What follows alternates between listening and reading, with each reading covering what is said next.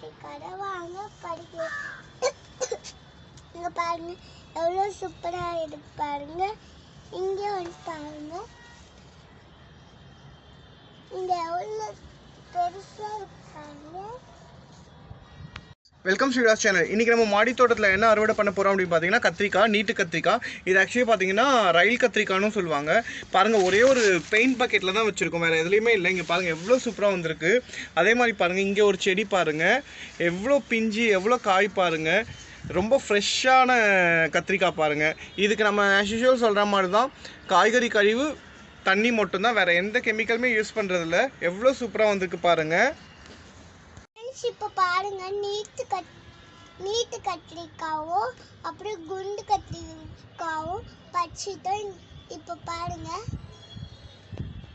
Okay, பாய்.